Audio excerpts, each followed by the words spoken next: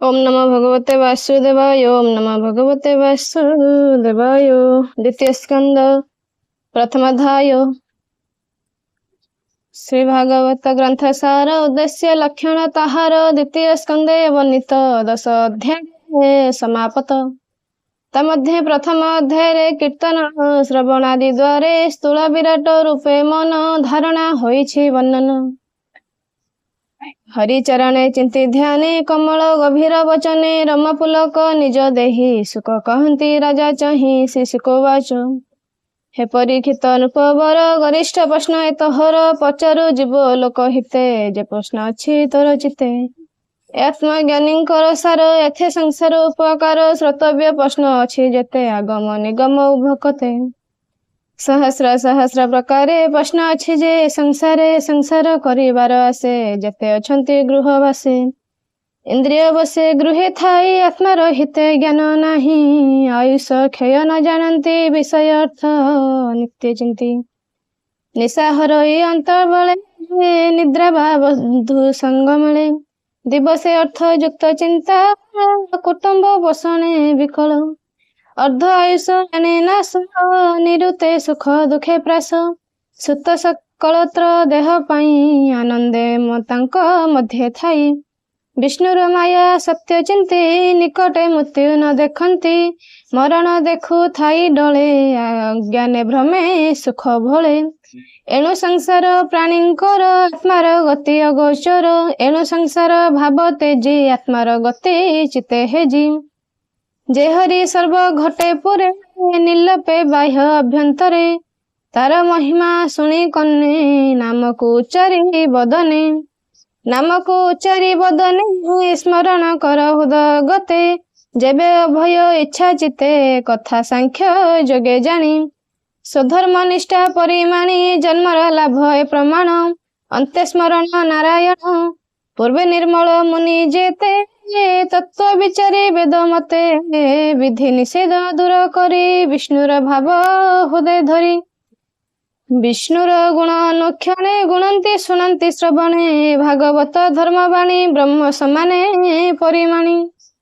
द्वापर युग अंत काले मुझे अनेक शिष्य मेले मोर जनक व्यास मुनि मुहि ताहांक शिक्षा घेनी। निर्गुण मार्गे मोर चित्त विष्णुर भाव हेला जात निश्चल जोगे मन थई जेबाभ्यास कली मुहि। कहिबी तोर आगे ताहा शुण राजन पुण्य दहा। ए भागवत बाणी कन्ने जे शुणे श्रद्धा अवधाने मुकुंद पादे तांक मन निश्चले रहे अनुक्षण। कामी मुमुखु किबा ज्ञानी हरि कीर्तन कले प्राणी अभीष्ट फल तेणे पाए निर्मल चित्त रहे। जग अभ्यास जोगी जने दीर्घ जीवंती जग ध्याने से पुणी कृष्ण नाम मुखे कहंती एक कुवार के। दिन बचंती कृष्ण गाई अंतरे तार पद ध्याई से हरि न बोले बदने कृप्रयोजन जग ध्याने। काल निर्णय नाही तही से रूप सुना मन देई मुहूर्त मात्रे कृष्ण बाणी जे शुणे जे बा मुखे भणी। से प्राणी आत्मा को धरे कि भाव बहु सबश्चरे खट्टंग नामे राजा थिला स्वर्गे देवं को हित कला। रिपु संहारी देव पासे मिलिला भक्ति विश्वासे देवे बोइले माग बर शुणी बोइला नृपवर। आयुष अछि मोर केते देवे कहिले शास्त्र मते मुहूर्ते अछि तो जीवन शुणी संतोष राजा मन। तक्षणे आसी मही तले भजिला किंचन मिले मुहूर्ते नाम उच्चारिला अंते से गोविंद पोषिला। एबे शपथ दिन जाए जीवन जीव तोर देहे एबे हरि की आश्रय कर कन्ने शुण मुखे उच्चार। जयंत काले कृष्ण बाणी मुखे उच्चारे कन्ने शुणी। जेते विषय आत्मभेदी असंग शस्त्रे ताहा छेदी बेगे से पसे कृष्ण भावे शुण कहिबा तते बे। से प्राणी अंत काल जानी आत्मार हित मने गुणी घर बाहर होई बने तप आचरे धीर मने। स्नान सारी तीर्थ जले आसन बसिब निश्चले एकांत जे थिब विधि आसने प्रथमे आश्रमे लक्षणे अभ्यास करी शुद्ध मने त्रिभुत ब्रह्म सुमरणे प्राण वचन जगे रुधि सकल इंद्रिय निरोधी बुद्धि सारथी आश्रय करे विषय समूह संहरी कर्म चंचल मने बले निरपी कृष्ण पाद तले तार शरीर अवयवे चिंतिब एके एके भावे मन को निर्विषय करी सकल चिंता परिहरी मन प्रसन्न जते बेले ज्ञान प्रसादे सुनिश्चले स्वभावे मन दुष्टपणे आवृत रज तम गुणे एनु धारण आश्रय करे मनर मल अपहरी एमंत जगर धारण जोगिंकी भक्ति लक्षण जे भक्ति धारणार बळे जोग प्राप्त अपकाले एमंत सुख मुख शुणी परीक्षा बोले मने गुणी राजा परीक्षित बाज धारणा जोग चिते धरी जेमंत तसे ब्रह्मचारी जेमंत धारणा निश्चल बेगे हरई मनुमल ए जग धारणा स्वभाव जे साग शास्त्रे अनुभव गुरु वचने किबा जानी जग धारणा परिमाणी जेने अभ्यास प्राणी करे जेमंते मनु मल हरे तवेदे विधान जुकते संक्षेपी कहम अग्रते एमंत राजांक वचने शिशुक कहंती प्रसन्ने शिशुक वाच जित आसन जित प्राण जित विषय इंद्रियगण स्थूल शरीरे बुद्धि बले मन को स्थापिब निश्चले विशेष गोविंद शरीरे अत्यंत स्थूल स्थूलतर जहि संसार परमाणु भूत भविष्य वर्तमान ब्रह्मांड बसे जार देहे सप्तम युक्त होई विराज पुरुष मध्य बसे धारणा अनुवादे ब्रह्मांड चतुर्दश पुरा प्रमाण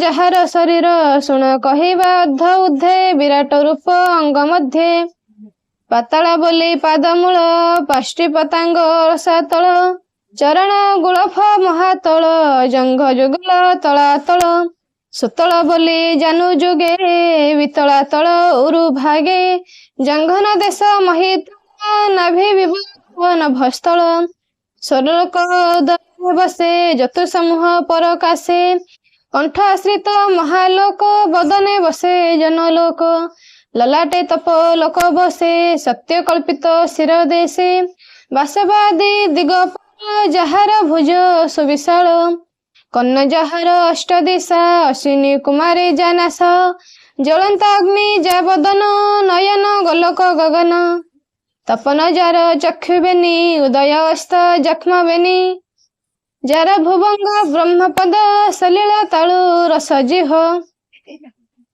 सकल भेद ब्रह्मरंध्र विकट दंत जमपद जहार तुंडे स्नेह कला अध उद्धरे दंतमाला जन उन्माद जार हास जय विष्णु मायार प्रकाश संसार जार कटाक्ष ए जीव लभे जा प्रत्यक्ष उपृष्टे लज्जा बसे लभ बसई अध देशे धर्म बसई स्तन जुगे अधर्म बसे पुष्ट भागे मेढे बसई प्रजापति मित्र कोशे स्थिति उदधि जहार उदर अस्थि समूह महीधर शिरा समूह नदी गण वक्षौषधि तनुरम अनंत विजय जही बसे श्वास पवन अणचासे जहार गति जान काल जीव संसार जार खेल जिमुत गण जार केश संध्या जहार निज वास प्रकृति हृदय जहार जहार मन निसाकार विज्ञान शक्ति जा महिमा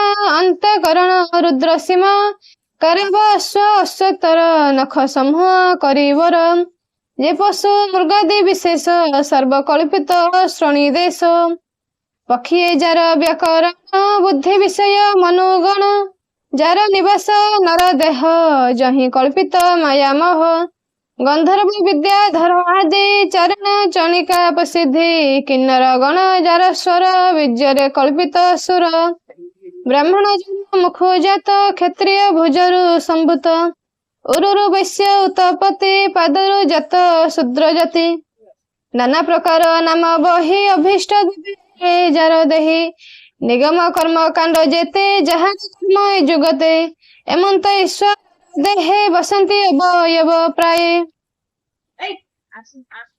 ଏମନ୍ତ ଏ ସ୍ଥୂଳ ଶରୀରେ ଧରଣ ଯୋଗେ ନିର୍ବିକାରେ ମନ ଧର ତୁ ଯୋଗ ବଳେ ବିଷ୍ଣୁର ଚରଣ କମଳେ ସର୍ବସ୍ୱରୂପ ଭଗବାନ ତତହୁଁ କେବେ ଅଛି ଆନ ସେ ସର୍ବ ବୁଦ୍ଧି ଅନୁଭବ ଜୀବ ପରମ ପଦ୍ମନାଭ ସତ୍ୟ ପରମାନନ୍ଦ ନିଧି ତାର ଭଜନ ସର୍ବସିଦ୍ଧି ଜନ୍ମ ମରଣ ଜର ତହୁଁ କେବା ଗୋଚରେ ତାହା ତହୁଁ ସ୍ୱପ୍ନରେ ଜୀବର ଯେମନ୍ତ ଦେଖ ଇନ୍ଦ୍ରିୟ ବୃତ୍ତାନ୍ତ ସେ ସର୍ବ ମିଥ୍ୟା ଜୀବ ସତ୍ୟ ଅଜ୍ଞାନେ ହୁଅଇ ମୁକତ ଏମନ୍ତ କହି ସୁକ ମୁନି ହରସେ ହରି ଭାବ ଘେନି ଆନନ୍ଦେ ପରୀକ୍ଷିତ ମେଳେ ଯାହା କହିଲେ ଗଙ୍ଗା କୂଳେ ଦ୍ୱିତୀୟ ସ୍କନ୍ଧେ ଭାଗବତ କହିଲା ବିପ୍ର ଜଗନ୍ନାଥ ଅମୃତ ବାଣୀ ରସମୟେ ପ୍ରିୟ ଜୀବନ ଅନ୍ତଜୟେ ଇତି ଶ୍ରୀମଦ୍ ଭାଗବତ ମହାପୁରାଣେ ପରମହଂସେ ସଂହିତାଂ ଦ୍ୱିତୀୟ ସ୍କନ୍ଧେ ମହାପୁରୁଷ ସଂସ୍ଥାନ ବର୍ଣ୍ଣनं ନାମ ପ୍ରଥମ ଅଧ୍ୟାୟ।